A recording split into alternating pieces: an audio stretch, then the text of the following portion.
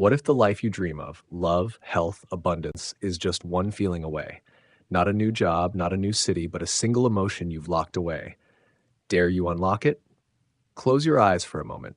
Imagine staring into a cracked mirror, your reflection warped by every doubt, every heartbreak, every time you whispered, "I'm not enough." That's where we begin today, inspired by a conversation on Jay Shetty's On Purpose podcast, where Dr. Joe Dispenza, a neuroscientist who's lectured in over 30 countries, unraveled the science of rewriting your reality. This is PodSlice Hub, where we slice through the noise of podcasts to serve you stories that spark the soul. This audiobook isn't just a recap. It's a journey to shatter that mirror, blending Dispenza's mind-bending insights with my own musings, sometimes nodding along, sometimes pushing back with questions that hit close to home. Ready to rewire your mind and attract your future? Let's dive in.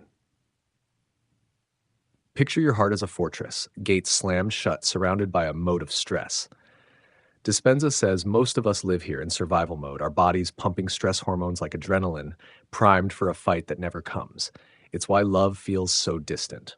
When you're stressed, rushing through deadlines, swiping through another disappointing date, your heart can't open. No vulnerability, no creation, just a loop of readiness.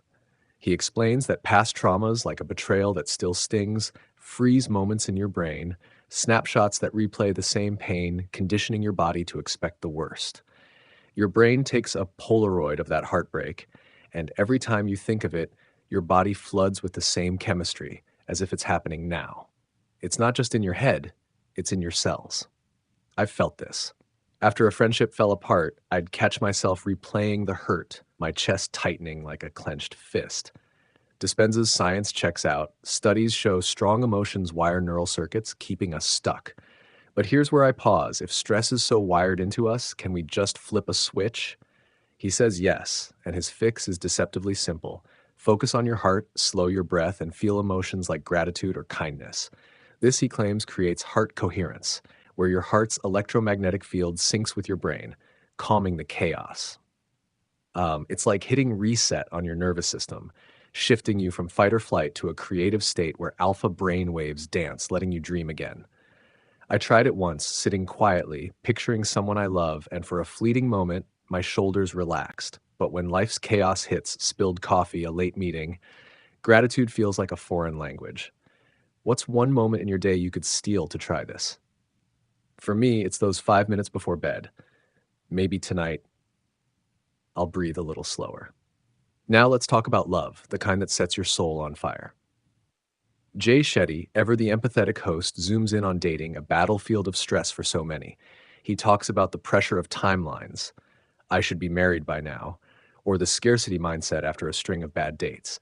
I've been there, nervously checking my phone on a date, wondering if I'm enough. Dispenza nods, saying stress makes you inauthentic, a shadow of yourself. His advice? Stop chasing love. Become it. Embody the joy, the connection you crave before it shows up. He says you can't attract anything you feel separate from. If you're waiting for a partner to feel whole, you're stuck in lack, tethered to a past story of unworthiness. Instead, feel the emotion of that future relationship now. Trust in a future you can't see.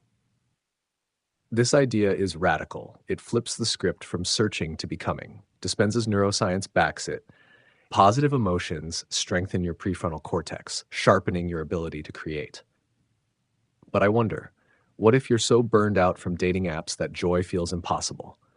I agree with becoming the person you want to attract, but society's pressure to find someone can make it feel like a race. Still, I love his challenge. What quality do you want in a partner that you could embody today? For me, it's presence. Last week, I put my phone down during a coffee with a friend, really listened, and felt a spark of connection. It wasn't romantic, but it was alive. What's your quality?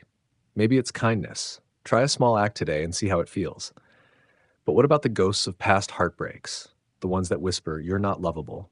Dispenza dives deep here, saying every betrayal, every lie, every time you were gaslit or cheated on, creates a memory so intense it rewires your brain. The stronger the emotion, the more it sticks, forming beliefs like, love doesn't exist for me.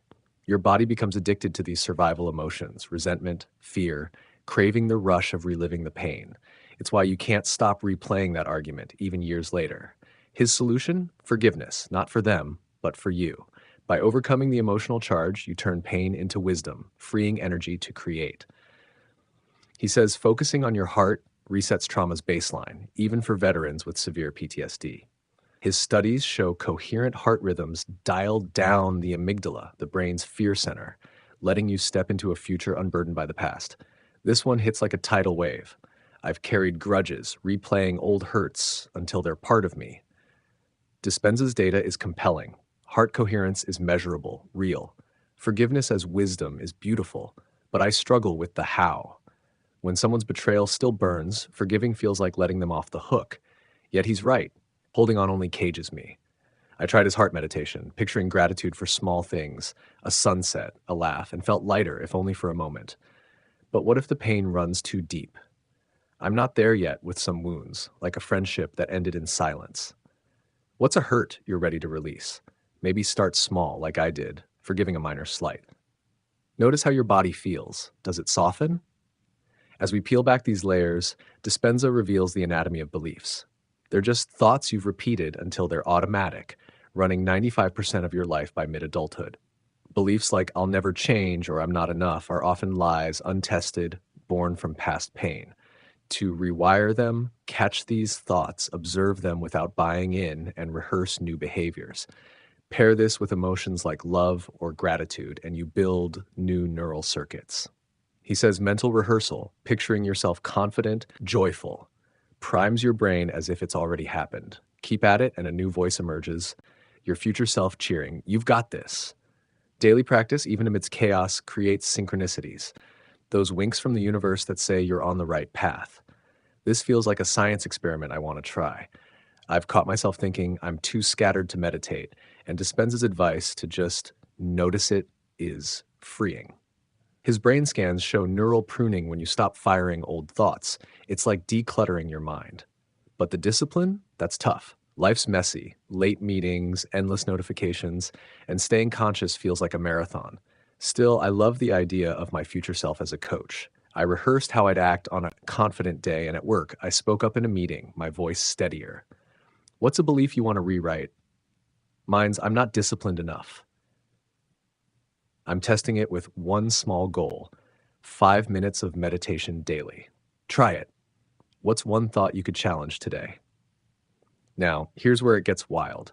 Dispenza shares stories from his retreats that sound like miracles. People with cancer, Parkinson's, even blindness, walking away healed.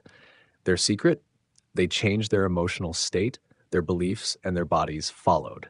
His data is staggering. 80% of retreat participants express the same genes after 7 days, their microbiomes shifting, their immune systems producing proteins like SERPINA5 that block viruses. He says collective consciousness amplifies this. Strangers in a room, meditating together, become a single organism, their biology syncing. They even influence random event generators, machines flipping coins, turning chaos into order. His Walk for the World event, with 350,000 people meditating globally, shifted the Earth's electromagnetic field. This blew my mind. The idea that my DNA could sync with strangers is thrilling, almost sci-fi. Dispenza's published studies, SERPINA5 gene expression, are hard to dismiss. I've felt this in small ways, like the energy at a concert, where everyone's joy lifts you higher. I agree community is powerful, but can a small group really heal a divided world? Global chaos, anger, fear feels like a tidal wave. Yet his Walk for the World data suggests possibility. I'm inspired to try this locally, maybe a meditation circle with friends. What's a group you could join to feel this? I'm eyeing a yoga class, hoping for that spark. Think about it. Could 5 people in a room change your life? Dispenza's vision stretches further to a world fractured by division. He says today's chaos, anger extremes, is entropic energy, fed by divisive information. But a small, coherent group, hearts and brains aligned, can create order. In his retreats, people from 90 countries become a tribe, their brains lighting up with gamma waves, their hearts bonding in love. Mirror neurons fire, inspiring change. One person's joy sparks another's. He believes this collective power, this emergent consciousness, could ripple outward, countering hate with unity. Shetty, ever the optimist, sees hope in small communities, urging us to start where we are, friends, family, neighbors. I feel this deeply. My friends and I sometimes bond over complaints, a cycle that drags us down. Dispenza's right. One person changing, showing up happier, can shift the vibe. I've seen it. A friend's kindness at dinner made us all softer, more open. But globally, I'm skeptical. Can 2,000 meditators outweigh billions of angry voices? His random event generator data intrigues me, suggesting a measurable impact, but I need more proof. Still, I'm game to try. Next time my friends vent, I'll share a win, see if it catches. As we near the end, Dispenza leaves us with a challenge. Make change an experiment, not a chore. Don't wait for the world to shift. Be the shift. Feel love, courage, forgiveness, even when it's hard. He says stress isn't the opposite of love, it's the separation from it. Hate, fear, pain, they're just walls between you and joy. Tear them down, and synchronicities will follow. Proof you're the creator of your life. Jay echoes this, urging us to build communities that push us forward, to treat transformation like a game we want to play. This resonates. I've spent too long waiting for perfect conditions to change. A new job, a new city. Dispenza's call to experiment feels freeing, like permission to mess up and try again. I'm not saying it's easy. Some days, I doubt I can let go of old stories or find the energy to feel joy first, but I'm trying. Yesterday, I forgave a small slight and my shoulders felt lighter. I joined a local book club, hoping for connection. What's your experiment?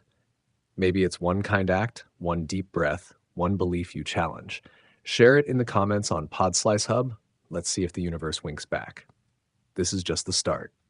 On PodSlice Hub, we're slicing through podcasts to serve you stories that unravel the mind and ignite your future. Subscribe, drop your experiment below. What's one change you're trying? Until next time, keep rewriting your story. The future's waiting.